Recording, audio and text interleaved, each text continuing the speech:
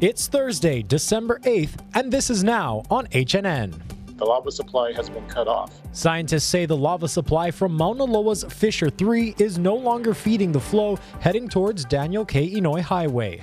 Do you understand the charge against you? Yes. New at noon, the suspect in a 1972 Waikiki murder pleads not guilty to the crime. A prisoner swap is sending WNBA star Brittany Griner home for the holidays. I'm Deborah Alfarone at the White House with details and reaction from Griner's wife. I don't know what to say anymore. These stories, plus the Netflix documentary Buckingham Palace was bracing for, makes its debut. What Prince Harry and Meghan are revealing coming up on This Is Now.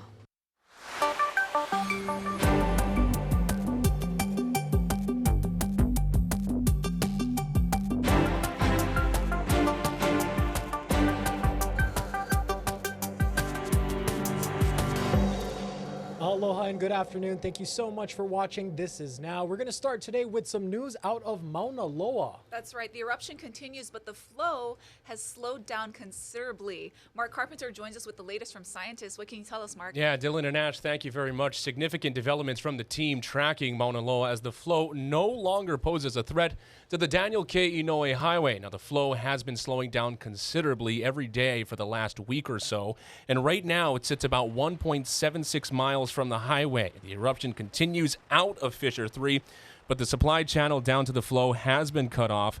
Here's David Phillips with the USGS.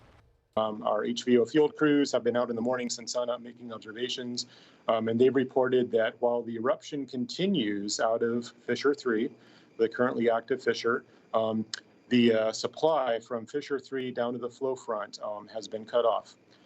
So Fissure 3 continues to erupt, but it's no longer feeding the major channel going towards the highway.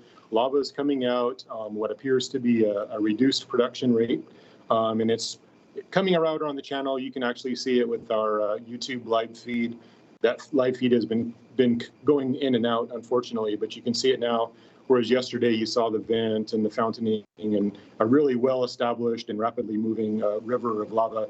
You don't see that this morning. You'll see flows coming out. And right now those flows have not organized into a major channel or anything like that. So at this time, the flows are kind of just flowing out from Fissure 3, covering up previously erupted lavas. And there's no major organized new lava flow at this time. Now, with that said, officials also reinforced that the eruption is by no means over, and that just appears to be a slowing of significant flow movement, and the situation can change at any time. Now, officials also addressed the fact that the fountains shooting out of Fissure 3 were shooting higher and higher last night, and that could be due to a number of factors, including some constriction down underneath. And so we'll see how this all unfolds. Mauna Loa just continues to dazzle. Constantly a changing situation out there. And we want to take a few minutes to talk to you, Mark, because you actually went there and you probably got the closest to this lava flow to the edge of it. Tell us, what was that like? Oh, just a dazzling, mesmerizing experience. And I think, because there have been, I believe, more than 20,000 vehicles that have already gone to the Saddle Road to check out the eruption over the last week and a half now. I mean, this is a full experience, and it starts with, when you're driving up Saddle Road. When I went, there was so much cloud cover from Hilo going up the road, and then you get to a certain point, a certain elevation, where you go above the clouds, and the Mauna just reveals itself. And it's a remarkable sight. It's amazing, and to have the opportunity to go up close, I'm still thinking about it, and it's still such a fresh experience for me because the sights of it, the sounds of it, just the feelings that you have, it really was dazzling. Yeah, how that whole day played out it's kind of comical, and I'm so glad you were able to go there. And you were 10 feet away from the flow, basically. Were there any rules DLNR had for, about saying, be careful, because we've seen videos of boulders coming and rolling down from the flow. Oh, it's terrifying. Yeah, it's unpredictable. And so when we got up there, the Department of Land and Natural Resources, they were very gracious with the access, and it was great that Ken Hahn with the USGS, the scientist in charge, he was there with us as well. And just looking at how the flow was moving, I mean, we've talked about how slow it has been going, 0.02 miles per hour. And so because of that, Ken has been tracking volcanoes throughout his entire career, so to see how it behaves and to see how the was moving so slowly, that's why we were able to get so up close. But he has such a good read on how it is behaving at the time. But, as officials keep mentioning over and over, this is so dynamic. So while it is moving slowly, and today, while it seems to be that the flow has stopped in areas threatening the highway, that could change at a moment's notice, so we'll just be keeping an eye on all of that. Absolutely, and that's why officials are urging people to view the lava safely. Yep. Don't do anything dumb, just follow the rules. All Yep. right, Mark, thank you so much for sharing that. Thank you. Let's get into some other news of the day right now.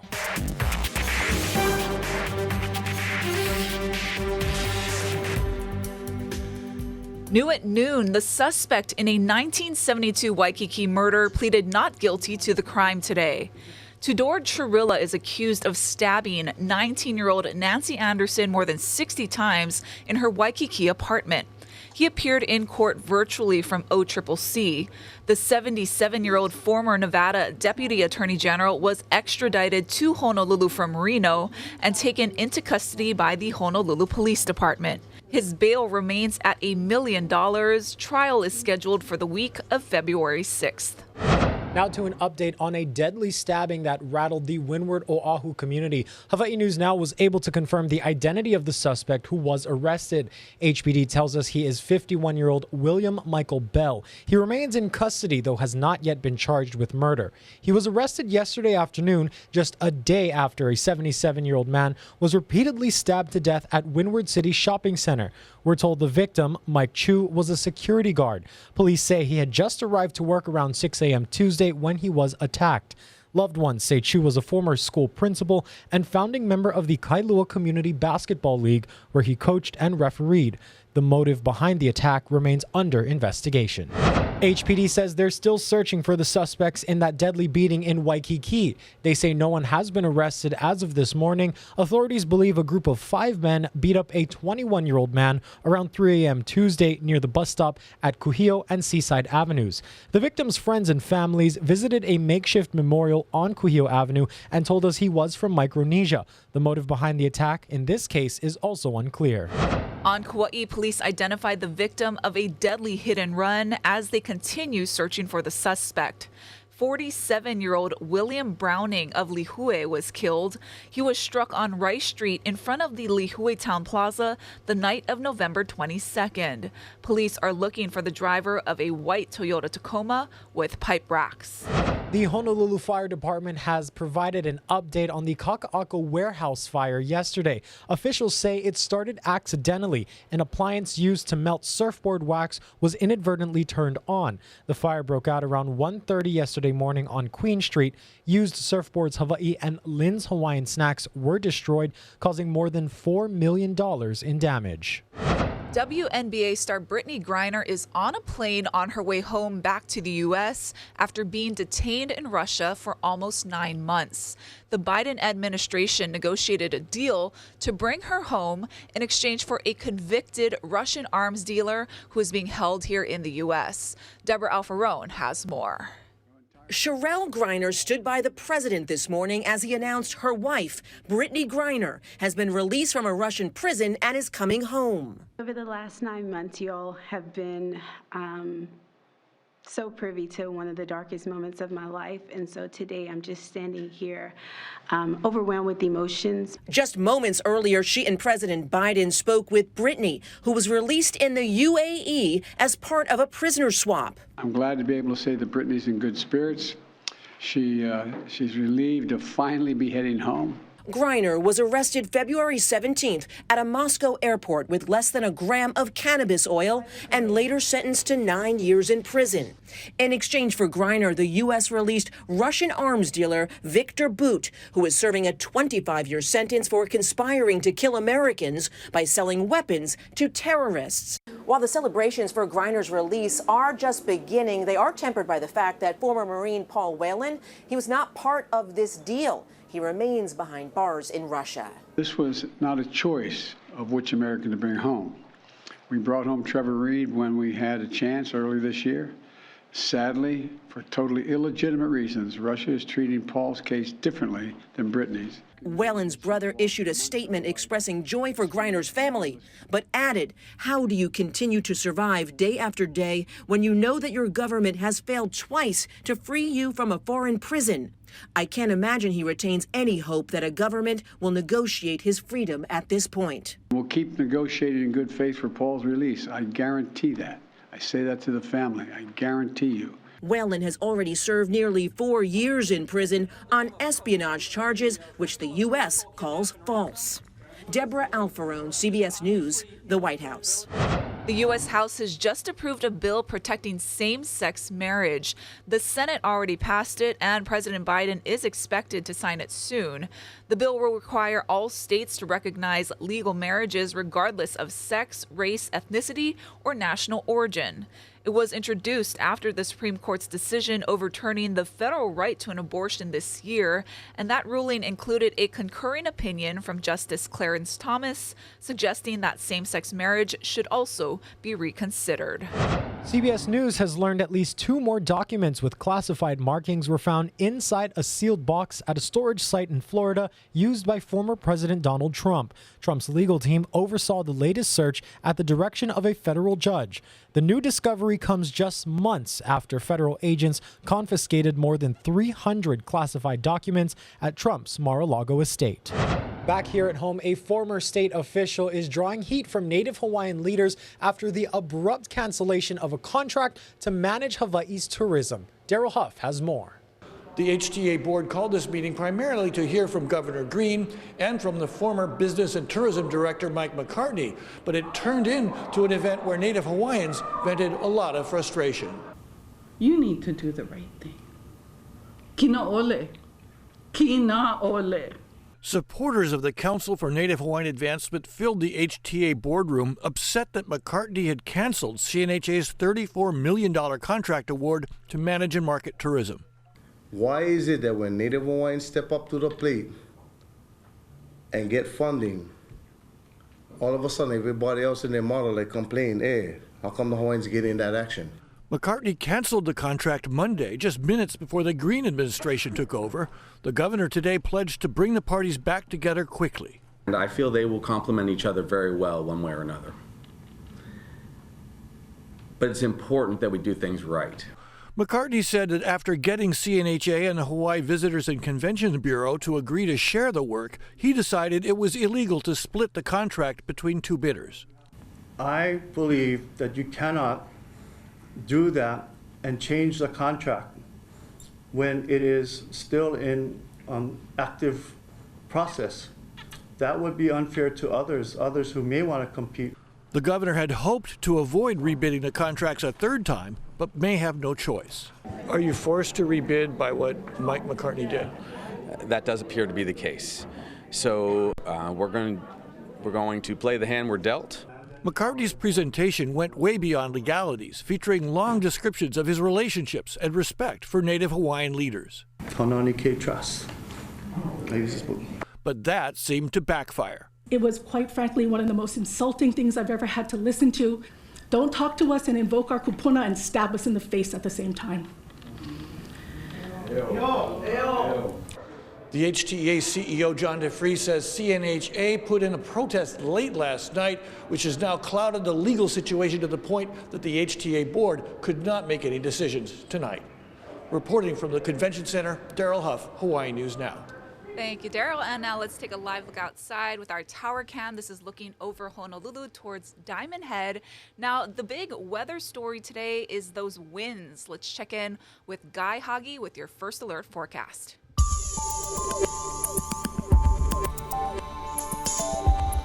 There's not going to be a whole lot of rain. That big storm system is going to be moving out of our neighborhood. So there's not going to be a whole lot of rain, save for a few minor splashes. And whatever rain comes in through tomorrow will be moving out rather quickly because of those strong winds. Now, for the runners in the Honolulu Marathon, should be a fairly dry start, but there might be some rain around. So some light passing showers are probable during the early morning hours into the middle of the day, and then drier by Monday, and we're not going to see much more. Although by Wednesday, another Mauna Loa is expected to form, and that could come closer and bring more scattered showers by the later part of next week.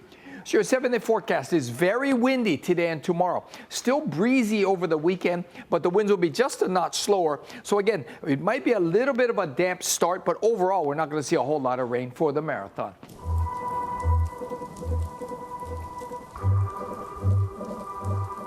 Good afternoon. I'm Allison Blair in the Hawaii News Now Digital Center, joined by Chief Meteorologist Jennifer Robbins. How are you today, Jennifer? Oh, it's an exciting day, Allison. We're having a big launch today, and that's why we're here to talk about it, right? It is called the First Alert Initiative. Can you explain to everyone exactly what that means?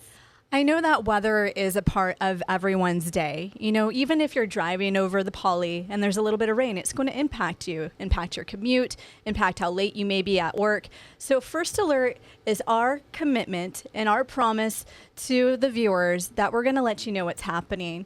And usually with weather models, they go out pretty far, anywhere from about 120 hours and beyond. And some of the weather models, we can go maybe even 7 to 8 days out and be very confident that this is going to happen next week. So let's say it's a Monday.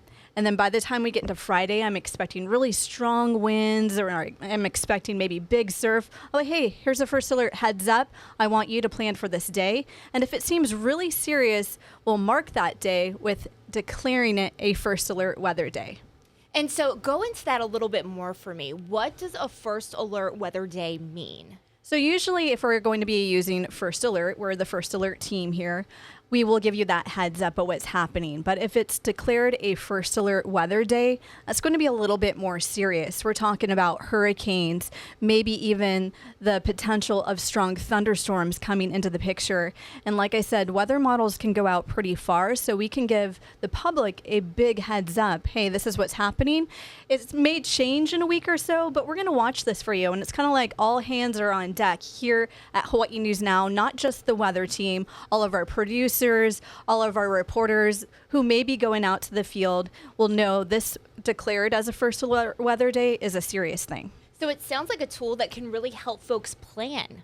Yes, and I think that's the important thing that we need to talk about is just planning, especially to keep properties safe, to keep your family safe. That's really what our initiative is so we want to give you that heads up so you can do that. So to avoid confusion, how is First Alert different than a National Weather Service alert? Well, the National Weather Service, they put out alerts every day. It could vary from a small craft advisory to wind advisories. Like we have a wind event this week that will likely be prompted a wind advisory. And their job is also to protect family and property. And there are certain criterias and thresholds that they have, various alerts that they put out. So that is a government agency with professionals putting that out for the entire state to be on guard about it. And for us, as our professional team, I mean, I have Guy Hoggy with me, Ben Gutierrez. They know the islands left and right as well, especially living here for so long. And with me, understanding the behaviors of the science behind it, we could come together as a team and determine, you know, the National Weather Service may not be issuing this quite yet because it's that 7-day window, that 8-day window. But we want to give the alert out as soon as we can to the public so they know as far in advance as possible. Because usually with the National Weather Service, it's about a 48-hour window. But we want to get people ready and prepared even before that. Thank you so much for taking the time to explain all of this to us. For Jennifer Robbins' full forecast or more on this First Alert initiative, you can head to our website, hawaiinewsnow.com. The beginning of a new documentary about Prince Harry and Meghan has just come out on Netflix. This is the couple as they would like the world to see them, more than 3 years after they gave up their royal duties. Holly Williams has more. With revealing home videos. We've gone rogue. We've gone rogue. And private photos, Harry and Meghan's Netflix series tells an unlikely love story. Just so refreshingly fun. And that was the thing, we were like childlike together. Some will say it's a high-end reality show. My face was everywhere. But it's also a searing critique of the UK's tabloid media and its relationship with the royal family. We even hear from Meghan's mother for the first time. The last 5 years has been challenging. There is incredibly intimate behind-the-scenes footage of this couple. Sarah Hewson is a royal commentator who says some in the UK will call the pair hypocrites. I mean, they've been compared to the Kardashians by some in the media here because they have effectively done an at-home with Harry, Meghan and Archie. Harry and Meghan are deeply unpopular in the UK, according to polls. On the other side of the Atlantic this week, at a glittering reception in New York, the couple was treated very differently. I actually thought we were just going on date night. Like megawatt movie stars. At the time of the late Queen's funeral in September, there were signs the couple could be mending bridges with the rest of the royal family. I want also to express my love for Harry and Meghan as they continue to build their lives overseas. I really think that was wishful thinking. Hewson told us the palace wants to simply ride this one out without commenting, but believes it's possible they'll respond if, in the second 3 parts of this series, which will be released next week, Harry and Meghan point the finger directly at senior members of the royal family, in particular Kate or Camilla, the Queen consort. Holly Williams, CBS News, London. Singer Celine Dion is postponing several tour dates in Europe after the recent diagnosis of a rare neurological disorder. In an emotional video post on Instagram, the 54-year-old Grammy winner announced she has stiff person syndrome, a rare progressive syndrome that affects the nervous system. Dion said it's causing spasms that affect every aspect of her daily life, including difficulties walking, and is not allowing her to use her vocal cords to sing the way she used to. She said she's working hard with her sports medicine therapist every day to build back her strength and ability to perform again. All right, time for some good news. Let's check out this video. Spanish divers released a whale shark, that's right, the biggest fish in the ocean, by lifting the fishing net known as almadraba used to trap tuna in Seitu waters. Now, the shark had been trapped in fishing nets where tuna pass on their way to the Mediterranean, and divers required about 4 hours to lift the net and release the animal, which normally lives in tropical waters. Wow, that's some incredible underwater video there. Also good news today. You know what today is, Ashley? What is today? Today, December 8th, marks National Brownie Day. Fun fact, according to legend, brownies were invented at the Palmer House Hotel in Chicago in 1893. Yum. You can celebrate by going out, eating some brownies, sharing some with us. We'd love some today for sure. So for all you chocolate and brownie lovers out there, this day is for you. That's right. And this is really cool. Some important U.S. history was made today in Fort Worth, Texas. So never before had 2 women inked their names on U.S. currency. Well, that glass ceiling moment was shattered when Treasury Secretary Janet Yellen and U.S. Treasurer Lynn Malerba penned their signatures on the first U.S. bills to feature 2 women's names on them. So Malerba also made history, becoming the first Native American to have her signature appear on U.S. currency. The unveiling of the new bills happened at the Bureau of Engraving and Printing facility in Fort Worth, and the newly printed bills will make their debut to the Federal Reserve this month and should begin making their appearance early next year. That is some awesome news I love out that. there. We're going to end today with another live look back out over Honolulu. Thank you so much for joining us here in the H&N Digital Center. I'm Dylan Ancheta alongside Ashley Nagaoka, who'll be back coming up later this afternoon. Have a great day, everyone. Aloha.